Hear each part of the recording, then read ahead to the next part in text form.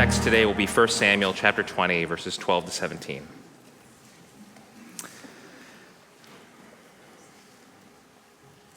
And we read together. Then Jonathan said to David, I swear by the Lord, the God of Israel, that I will surely sound out my father by this time the day after tomorrow. If he is favorably disposed toward you, will I not send you word and let you know? But if my father intends to harm you, may the Lord deal with Jonathan, be it ever so severely, if I do not let you know and send you away in peace. May the Lord be with you as he has been with my father.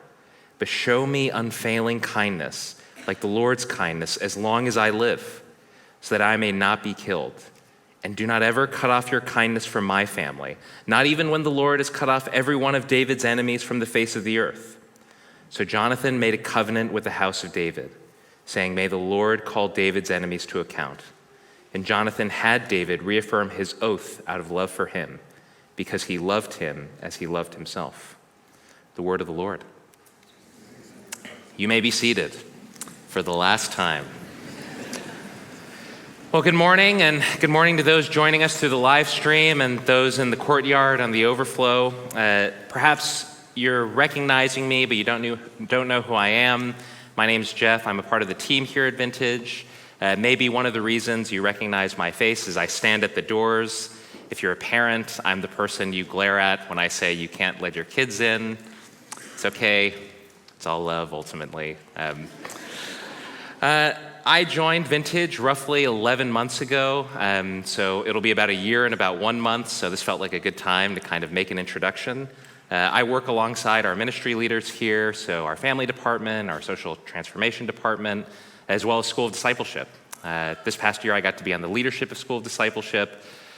It's probably the book I could write, to be quite frank. It's been sort of a surreal time. I have a photo that we could show of some of the time we've had together.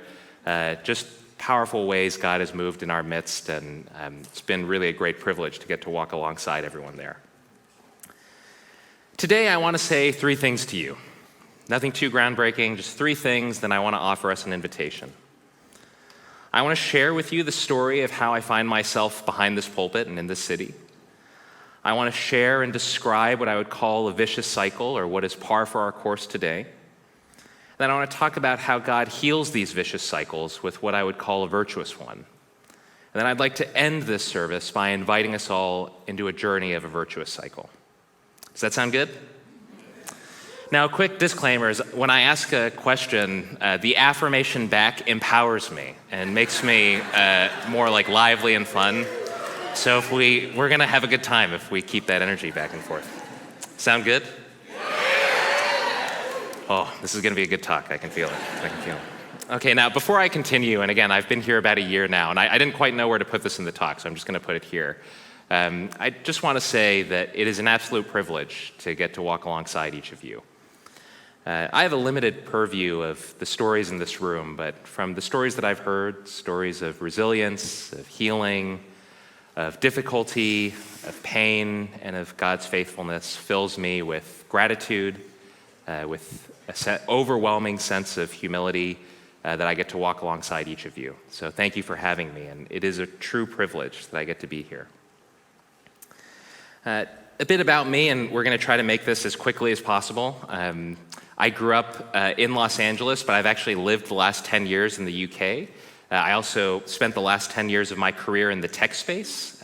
There's a photo here of a team that I get to help be a part of and grow and scale. We were in venture-backed tech, and I worked in product engineering and design. We were trying to change the world, but also grow our business 10x each year. So I could tell you some fun stories about that, and frankly, some very frightening stories about that. Around 2 or 3 years ago, my wife and I, in our own time of quiet and our time of prayer with friends, started sensing this calling towards ministry.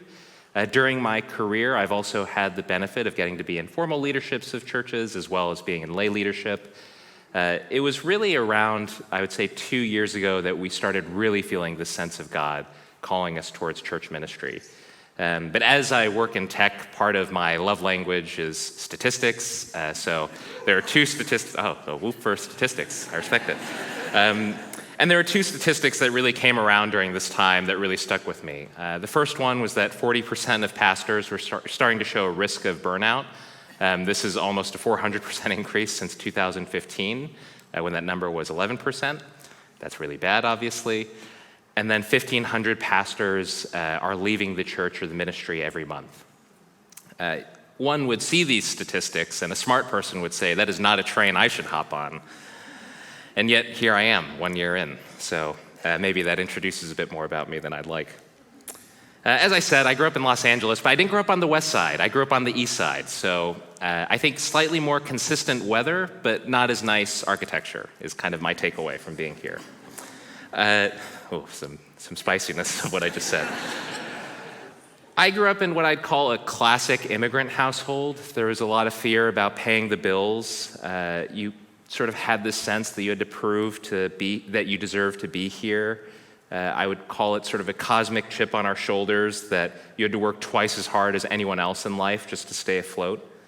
And these were really what, in my memories of my earliest years, mark my time in LA. And it hardly began just with my own story. My family members would tell me their stories of growing up in a war-torn, impoverished Korea where poverty sort of struck the land like lightning, and the only way to avoid the poverty lightning strike was to work until you dropped. My memories of Los Angeles, and particularly my childhood, were really marked by these stories.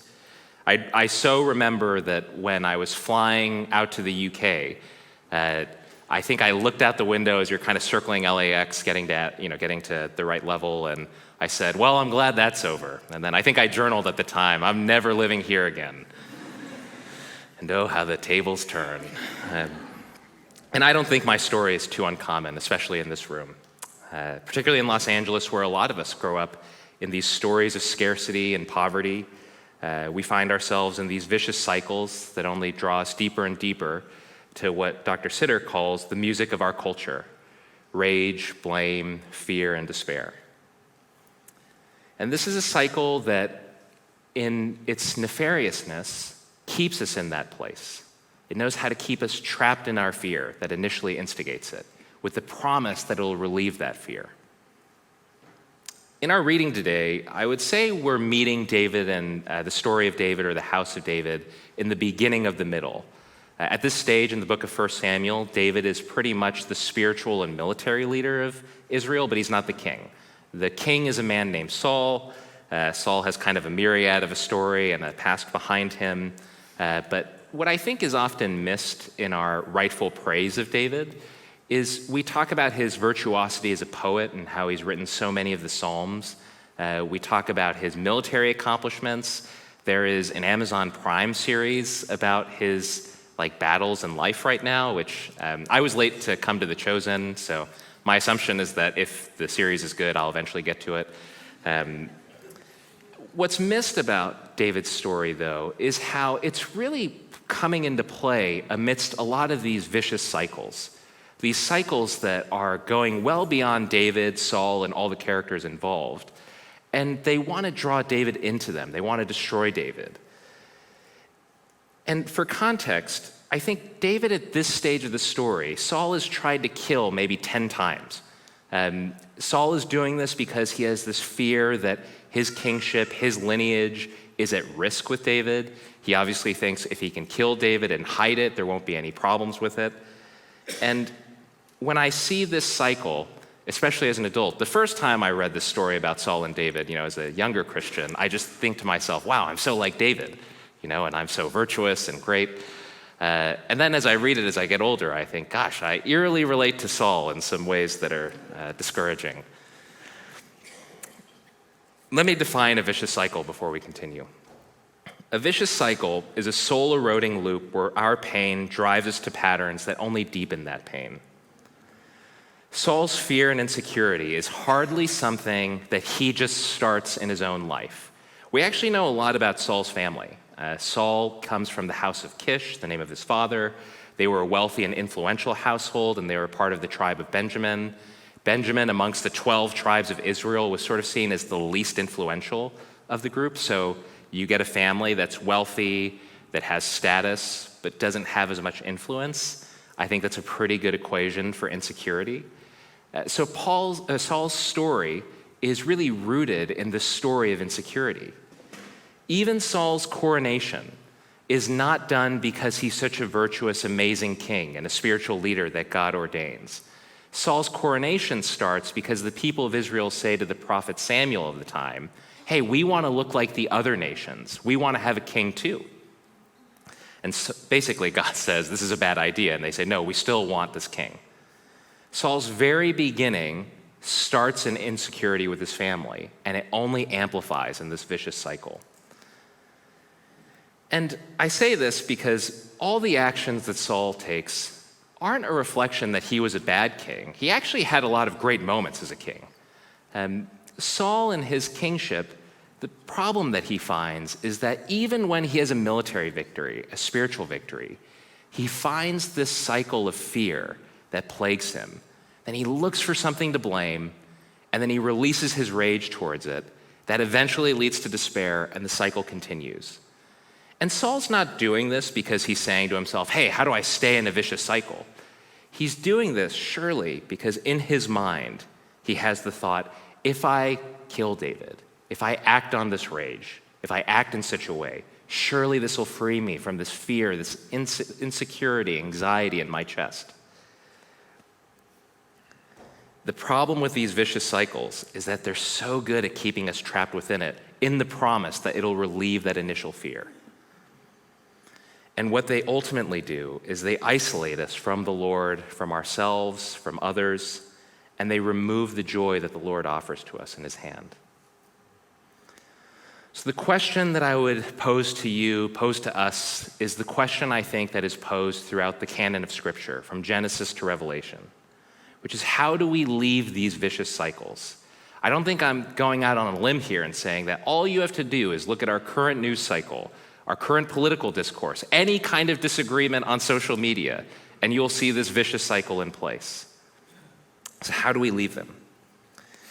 I'm going to share a story with you that I think is archetypal of how God heals us. And then after the story, I'll pad it out a bit more. So stick with me here. Some years ago, a young man named Jules becomes a neighbor to another young man named Jamie. Both of them were about the same age. They came from similar households. They were same socioeconomic backgrounds. They were neighbors in the countryside of the UK. Jules's parents, before Jules had been born, had decided that they were going to raise their kids in the countercultural way of Jesus. They were going to resist the tide of what raising a family looked like in the modern day, and they were going to try to follow the way of Jesus in this instance. They make a covenant with each other, and in fact, with the people around them, their church. Later on, Jules and Jamie strike up a friendship.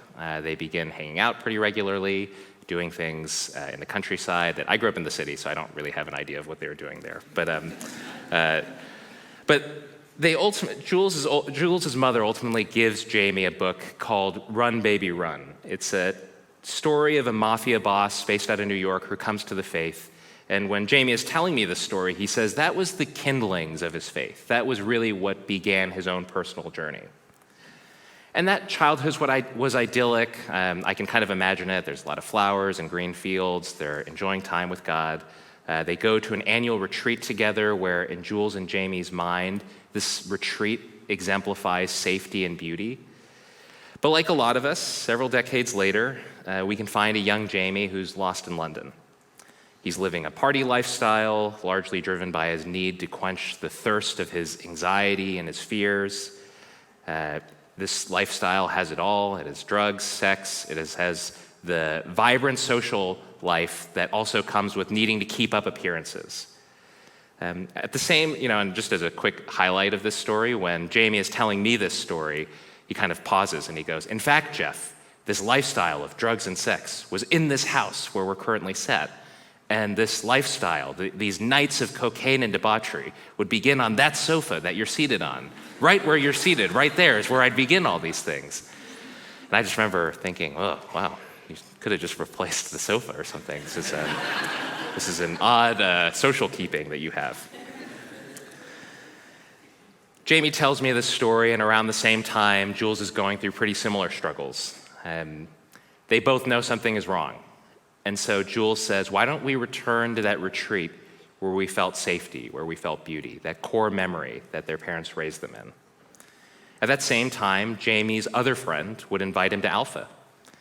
Jamie would go through what I would call a dramatic conversion, and he'd make some pretty large lifestyle changes. And that house where Jamie lived, that he would describe to me, was a den of his isolation, his loneliness, his anxiety, would slowly transform into what I often refer to as a hostel, where people who were leaving their own vicious cycles would come to find healing, would enter into virtuous cycles themselves.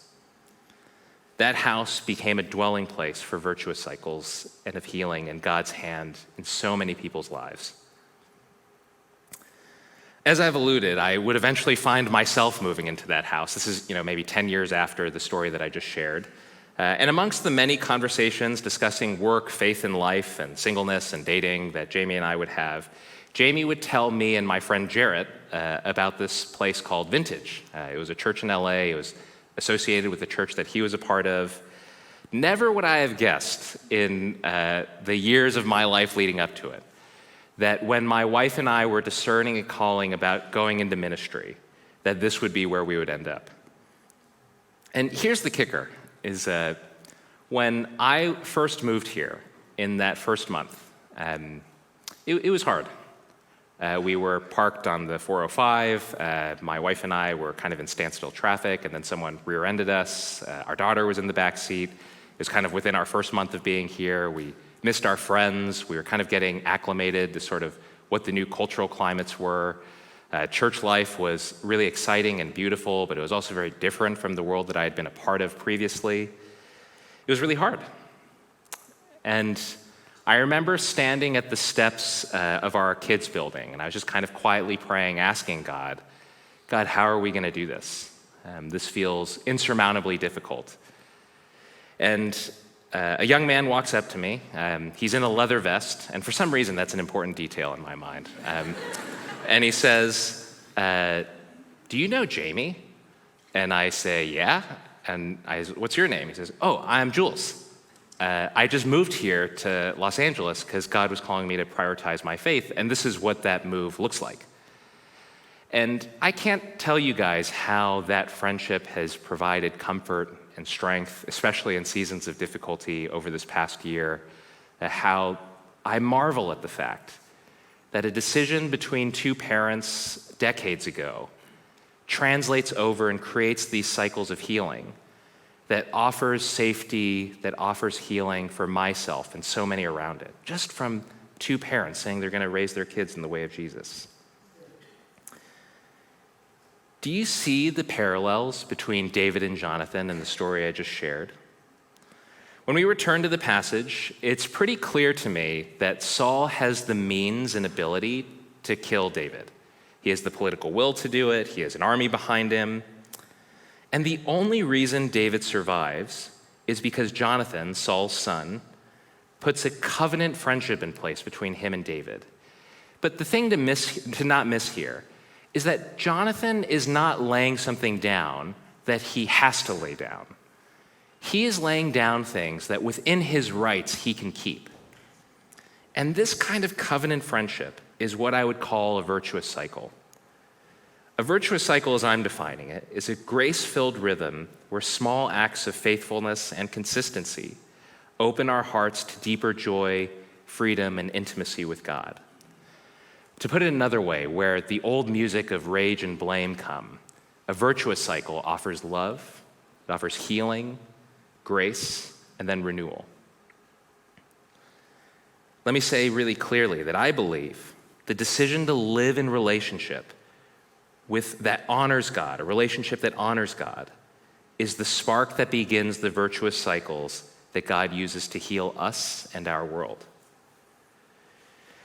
Last year, the Surgeon General of the US gave this report that had this warning for American health.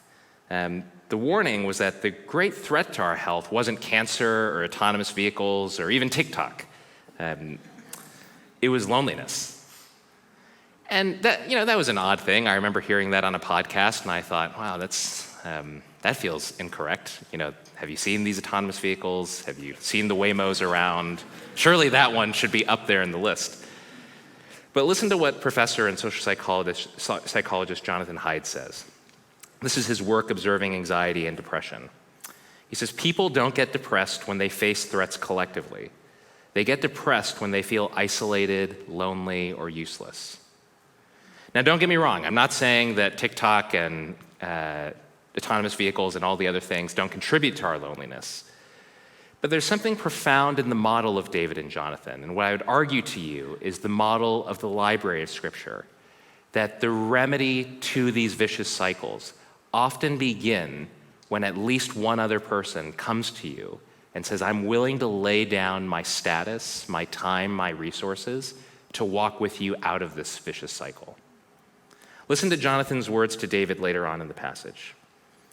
Jonathan says, go in peace, for we have sworn friendship with each other in the name of the Lord, saying, the Lord is witness between you and me, between your descendants and my descendants forever. Old Testament scholar Walter Brueggemann notes, Jonathan's relinquishment of royal claim in favor of David is an act of self-emptying, anticipating the New Testament's articulation of faithful power. As Christ did not regard equality with God as something to be exploited, but emptied himself, so Jonathan does not cling to his rightful inheritance, but yields it for the sake of Yahweh's anointed. In both cases, the true shape of power is revealed, not in grasping, but in giving away, not in securing one's position, but in trusting God's promised future. Jonathan's yielding is an embodied sign of the kind of reign Yahweh intends, a reign grounded not in ambition, but in covenantal love and faithfulness. Later in the story of David and Jonathan, after Saul's house falls and most of Saul's family is killed or defeated, David, after he achieves all of his military accomplishments, he establishes sort of a prosperity in Israel that's not been seen before. He asks members of his court, is there anyone left in Jonathan's household that I can bless? And they find one son named Mephibosheth. Try to say that name 3 times fast. Not right now, but I had to practice a lot saying that name so I wouldn't fumble it. Mephibosheth, during fleeing from Saul's enemies as the house was falling, was basically dropped as a child. So he's functionally paralyzed. He can't walk. He lives on the margins of society, and I think it's very likely that Mephibosheth knows the story that his grandfather, Saul, tried to kill David. But he likely doesn't know the story of Jonathan and David's friendship. So he lives in fear that the great military power of his time will find out about his existence and exact revenge. He fears the vicious cycle has come for him. And can you imagine, just put yourself into his mind of David one day, a royal emissary comes and says, King David would like to speak to you. What's going to go on in his head? He's likely going to think this is the end. He's likely going to think, wow, a life that was riddled with difficulty now comes to its conclusion. What he'd feel like walking up to David's court and what his expectations were in that time. And instead of David meeting him with blame or rage, David robes him in Jonathan's robes. David treats him like his own son, and he restores to him everything Jonathan would have had. This is how this virtuous cycle replaces the vicious one. And my proposal to you is this, that the most common tool of God's healing are these relationships that begin with virtuous cycles, or that begin these virtuous cycles, where fear can often start us and then we go into blame. Instead, fear can often be met by someone's love, someone's care, where David's fear for his life is met by Jonathan's love and care for him as a friend, comes to healing, comes to grace, and then comes to renewal. This cycle is so powerful that Jesus in the Gospel of John says, greater love has no one than this, than he who lays down his life for his friends. There's a lot of powerful loves out there. When Jesus is saying this is the greatest of them, I suspect he's saying this is how God heals. And the church is meant to be the garden and the guardian of these virtuous cycles. It's meant to be the place, the people, where these cycles might begin, where they'll grow, and where they'll give life to other virtuous cycles. But it would be incredibly dishonest of me and unhelpful for me to say all of this and not acknowledge that the church which I count myself a part of has not always lived up to this high purpose. That in many moments, and because the church is comprised of people, we say yes to our own fears. We say yes to a vicious cycle at our best, thinking that the means will be justified by a virtuous end. These methods of tit for tat that might create some level of immediate gratification only drive us deeper into viciousness. And after all the books and articles and podcasts and YouTube videos and stories of churches coming and going on the nature of these vicious cycles, we have to now look in the mirror. We have to be able to say that the way we're following is ultimately example by the virtuous cycle that sets up all of this in the first place, which is Jesus on the cross meeting the fear, rage, blame of the world and saying, forgive them, offering love to them, offering us a path to a new cycle. And let me just say that if you've been a part of the church and that you have been harmed by one of these vicious cycles, I'm really glad you're here. And my prayer for us would be that this would be a time where a virtuous cycle would catch you, where healing would come, where relationships would be built, and we'd have a new testimony of how God heals in the midst of all the things that have happened in church over the last few decades. And I really wish I could tell you that these virtuous cycles kind of exist in a vacuum, where you start a virtuous cycle and it's totally removed from any of the vicious cycles that are around. If there is one thing that moving back to Los Angeles and living closer to my parents has taught me, is that is not the case. The vicious cycles are still there, and even when you've lived in the virtuous ones, God is still working through those vicious cycles in your own family of origin, in my own story, and he's working for it holistically. As a friend and pastor once said to me, the healing of Jesus Christ is holistic and subversive. These virtuous cycles are holistic because maybe you want healing for a relationship. Maybe you want healing for your career. Or maybe you want healing for your relationship with your parents. I am certain God is going to bring healing to all of those things. But what I've learned about him is he says, yes, I'm going to heal those things, but I'm also going to heal all the root causes underneath it. He brings renewal holistically, and he brings these healings holistically. And if I'm being honest, I would prefer that he didn't. I would prefer that he just did the stuff that I had asked for. Well, that said a lot about my character. And I'm so glad that he doesn't do it the way that I suggest. And his healing is subversive in that he often does this in ways that we don't expect. It's something that always strikes me about the name Saul, which is most of the New Testament, if you're familiar, is written by the Apostle Paul. Paul is the great theologian and scholar. He's the pastor who distributes the gospel of peace, but Paul's given Jewish name was also Saul. In the imagination of the Jewish diaspora of Paul's time, surely the name Saul is associated with a king that evokes violence to bring about his desires.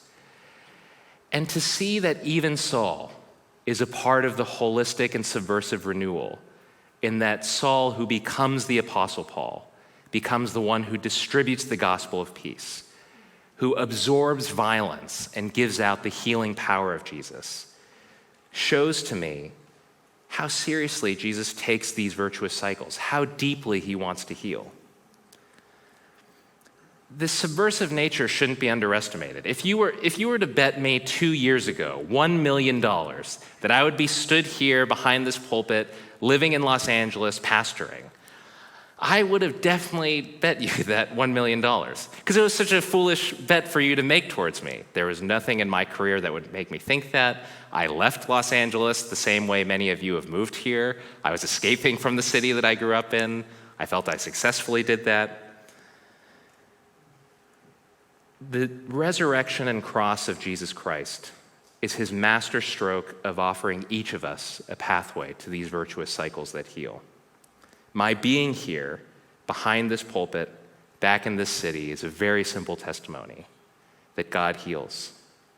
No one is more surprised that I am up here right now than me. So let me close us with just a practical invitation. Maybe you find yourself in a vicious cycle today. Maybe you're in a career, a relationship, a circumstance that takes every ounce of emotional and mental energy that you have. And you're in a cycle of rage, blame, shame that spans well beyond you and deeper into your family. Let me invite you to 3 basic ways on how we can leave this cycle. These aren't things that I've made up. These are what I would say are distilled practices in the faith. The first, and I start with this one very intentionally because I think it's the one we often ignore the most, is ask a trusted friend or mentor to hold you in prayer regularly and by name. I am not up here right now, nor are most of the church leaders that I know, without someone praying for them regularly. It takes a lot of vulnerability and honesty to come to someone and say, I'm really struggling with this cycle. Can you pray for me, and can you list my name in your prayers? Don't pray abstractly. Don't ask for prayer abstractly. Don't fall into the lie that your prayer has to be something that says, hey, I'm secretly crushing it, and I'm killing it in life, but could you just pray that I'm crushing it just a little bit more? Don't fall into that trap or that own vicious cycle of isolation. We all need each other. The second is don't go it alone. Invite someone into your story and walk together with consistency and honesty. One of the wildest things about this whole journey for me is that when my wife and I were praying about whether we would come to Vintage and we were debating the call, one of my longest standing friendships, he's basically been my friend my entire life, a guy named Jarrett Catlin, had been a member of Vintage for about 6 years. And when we had entered into this discernment of whether we were coming to Vintage, we could join in together. And that's sort of what I mean when these virtuous cycles start making melodies with each other. They start replacing the rage, blame, fear, shame, destruction. They start replacing it with these new virtuous ones. They play a new song. They play new music. Jarrett and I know each other probably a little bit too well. He was at the first service, and I could see him getting really uncomfortable with what I was about to say. Jarrett and I have walked together we got married roughly around similar times. Our kids are roughly the same age. And throughout this whole journey, the thing that I have learned is that even when I come to Jarrett with something new circumstantially, he knows how to pray for me. These friendships are the garden in which I've found and experienced God's transformation in my own life. And I would invite you to do the same. It's one of the most countercultural things we can do today, but I would say to you it's one of the most beautiful. And then the third is to slow down. Create space to trace this pattern, this cycle back to its roots. Where did it start? What's feeding it? This is where work with a counselor, with a therapist, with some of our spiritual care team on staff can be really helpful. Being able to name those things and those origins. Being able to say, God, I offer these things to you, and being able to pray into them is part of what we would call our most intentional spiritual formation. And just as someone who's walking through this right now, let me give you just 2 tips or 2 quick disclaimers to keep in mind as we go through this. The first is that these relationships take time. And when I say time, I don't mean a few months. I don't even mean a year or 2. Jarrett and I's friendship spans decades at this stage.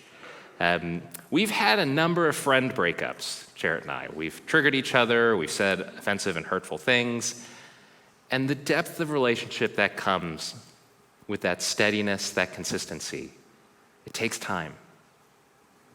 And these cycles are broken one step at a time. I so wish I could say to you that the cycles come in kind of this package, where all you have to do is just do one thing, and then it autopilots you to the rest of the cycle. If it does happen for you that way, let me know. That would provide hope for me, but that's not my experience. My experience is the first step, often beginning with fear, and in vulnerability, asking someone, hey, can you love me right now? Can you pray for me? Can you walk with me? The next step makes itself known after we take the first step in front of us. Now let me offer an invitation to another group in this room. Perhaps you live in the virtuous cycle of your family. You live in a legacy of faith and a legacy of consistency and covenant that you offer to the world around you. And maybe you see someone in your life trapped in this cycle, someone you love. May I challenge us to be Jonathan to them. You are, of course, within your rights to withhold your time, your status, your resources. Look, in the modern world, I'm just trying to pay rent sometimes. Life is hard. But I would say to you that in offering such a love to your friend, to this person that you love, maybe it's your spouse, maybe it's someone who you're dating, maybe it's just a friend that you've noticed at church on Sundays, you offer to them the most powerful love this world has ever seen. And may I challenge us as a church that if we become a church family that's known for this kind of love, that's our reputation, what kind of virtuous cycles would God bring about in our city? What kind of healings of stories of renewal, of kindness, of peace that would replace the vicious ones that we've grown familiar with? To close this, I want to use the words of St. Francis of Assisi as a calling of why I'm here and why I hope you're here. That where there is hatred, let us sow love. Where there is injury, pardon. Where there is doubt, faith. Where there is despair, hope. Where there is darkness, light. And where there is sadness, joy.